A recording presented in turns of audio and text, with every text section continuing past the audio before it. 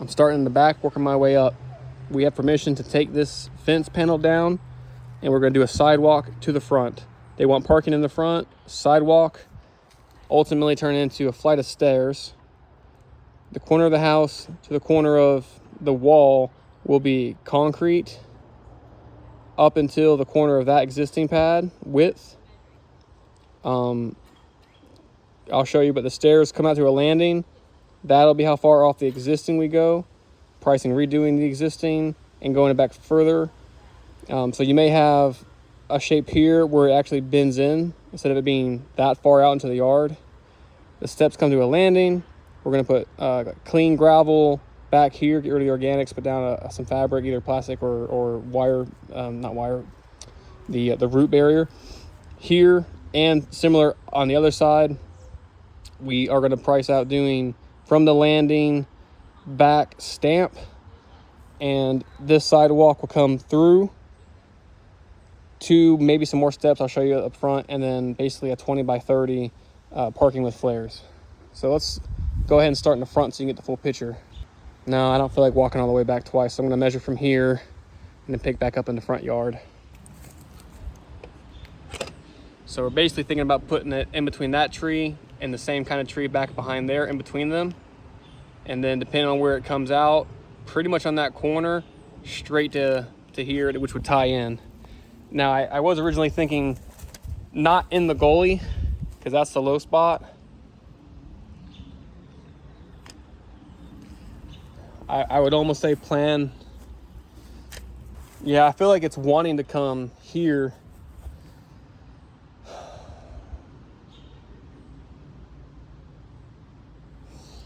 And if you really have to, once we get into the elevations, if you really have to kind of bring it out, because my fear is between the allotted per step height over this distance and the amount of height we need to lose from where we stop, turn, and put a flight of stairs might not be enough. However, while I'm having that same thought, if you need to put a few steps here to lower this to offset how many stairs you need there, that's acceptable also. I'll get the linear feet and the height. That way we can kind of reverse engineer how many steps we think we'll need. This measurement is for me to look at later.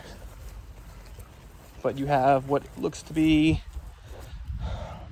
about 36 feet, almost to that post. From here to there, it would turn, and we want the steps pretty much lined up with the middle of that existing pad there. You got 14.5 feet, and that's maybe even overstepping that a hair. But now if you had to bring the patio something like to here and then just bend it in or something, I'm not worried about that hard stop because it's just not flat yet. As you know, it has to come a little bit further before it flattens out. That looks like it's no longer in use. I would double check that the downspout in the front yard isn't actually coming down to here, but it doesn't look like it. Just double check. Looks like a tree stump there, but if we're over here in the middle, it won't be in our way. You have about 4 feet from there to here over that run, about 14, 10, 15 feet long. So depending on how many steps we can get in there, we may end up just doing a few up there. They're fine with us completely regrading that area, and any organic material that we dig up, we can spread and relocate. In the front yard, we're going to use the dirt we dig, but that's just my thought. And then this line here with the new driveway, the new sidewalk, new patio, sorry. Get rid of this organic stuff. Like I say, put down some kind of fabric, put down some clean stone just to kind of help make this look finished. And it'll come up to we'll back grade it afterwards into the new concrete when the form is down. So this pad is 10 foot 11 inches. And what they're thinking is from the corner of here, 10 foot 11 inches, all the way to the steps, which would be about 32 feet. I'm going to add in a 6x6 triangle. So imagine 6 feet off, 6 feet off, stand by. Ha, very nice. 3x3 landing. It may end up being about the same height as that the bottom step there, because it dips there and it's higher here. I said 3x3, I actually mean 3 by whatever the width of that step is, which I'll check here in a second. That brings you 3 feet out. Come into here, is 6 feet off this pad. Ergo, 6 feet off this pad is where that would end. And if you do a 6 by 6 triangle, you can kind of bend concave convex as we have done when one part of the patio is larger than the other to tie it in. Sorry if that was confusing. Happy to draw you a picture if you really need me to. We're gonna price this separate to remove and replace. And we're also going to price extending it out to almost as close as we can get to here. They're okay with us having a board plus stakes between them. And then we're gonna, just like on the other side, put gravel, clean gravel here. So we know this is 10 by 12.1, and then 12.1 by 6, and then call this 4 feet 10 inches over 10 feet 10 inches plus 6, so that's a 6 by 410 here. So even though I could have done one long shape there, I broke it in half. And then you have your 3 foot, what, 4? 5 with the post. 4, I was off. 4 by 3. And she's curious about stamping the patio space so that at the bottom of the steps, you would have all this stamped. We'll go over the options basically. I don't know, they're thinking like a gray tone or earthy colors where it's not as detrimental if they don't clean and seal it every couple of years versus, you know, certain colors that fade a lot worse with sun. But to be determined on pattern and color. That'll be in the final notes when we have a scope selected. Because not only am I going to price that out separately, I pretty much wanted this priced out separately. They might not do it, they might only do this. I'm trying to give them as many options as I can. This is your accessibility, but if we're taking down that panel over there, you can come either which way, which depending on how this driveway is oriented, you might just stay on that side.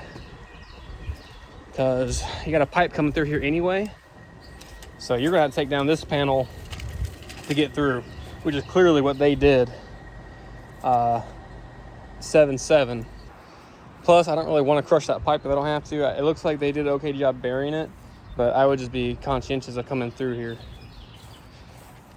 Catch basin, trench drain. So you got a lot of fall here. And for context, forgive me if I didn't mention, in the back's gonna be an Airbnb. So my thought was similar to, if you remember that job with the retaining wall, where we cut, flipped the organics to the outside, repurposed what's here, did a wall with some footing in the back to hold back the adjacent ground, make this flat, turn down as needed, plus the berm that's holding it up, 20 by 20, and then a 10-foot section that goes from relatively flat to the elevation of the existing driveway, because we'd basically have flares. It looks like maybe flare to there, and then 20 by 20 is somewhere in here. Let me go ahead and measure instead of guessing. So it's 26 feet, which is really funny. That's what I told her in theory, like how it would lay out if you did essentially 3 feet off, which would be that joint, I guess, and then 3 feet off, that's your 20. Let's see how far off the driveway. Just to show you where 10 ends up being, which right around here is where it would start flattening out pretty well. And then roughly 30 feet. You don't even need to do quite 30. But just to show you, 30 is right here, which lines up pretty well with where the sidewalk would go. So let me think for a second. Because 30 really lines up so well with the gully, and we're planning on doing the sidewalk a few feet back, let's do 27 here. So you have 10 feet in the front of transition space, plus the flares, which I'll figure out in a second. And then basically 17 feet by 20 flatter, where the transition becomes flat. And I'll figure out, let's see, the turn down and the wall here in a second. So yeah, if that's 3 feet off, then you basically do a 3x10 triangle here, just bending in. Well, I say 3x10.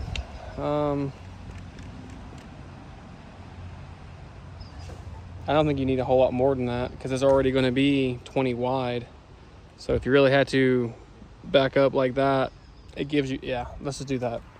Less is more in this situation. And then you probably won't tie into a joint on this side. There just isn't a clean spot, so it'll end up just connecting wherever it makes the most sense.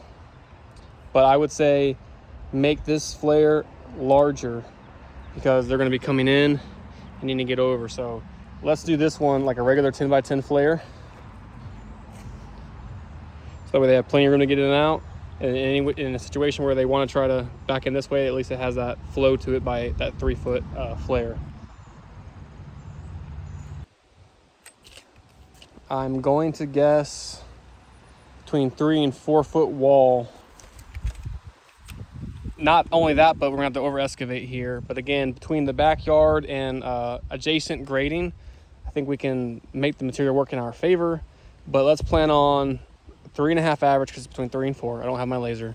Over 20 feet. I know it's 17 and a plus 9.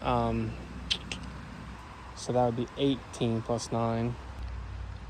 And then even though it's not the same height, a thickened edge for that portion, which is 20 by another 20. So 40 feet of turn down, 20 feet of wall, footing, and gravel on the backside for drainage as well. And then let me measure the rest of this sidewalk, where as we grade out the new material, making sure it's compact really well and the organic stuff's not under the concrete, you can do another 25 feet of sidewalk where you may need 4 more steps. You'll have a step down off the existing with that turn down functioning as a step, a run, maybe a step, a run, either all. It depends. Again, when the organic material is relocated and the good dirt is repurposed, we can build this up to where it makes sense and then feather in steps, so that way the sidewalk's not super sloped. I mean, this is already going to have a good amount of slope to it, but I think it's acceptable. So we'll plan for maybe 4 more steps here, depending on how the elevations actually work out. And then at least 1 load of clean gravel for the back. And this is over in Charlotte.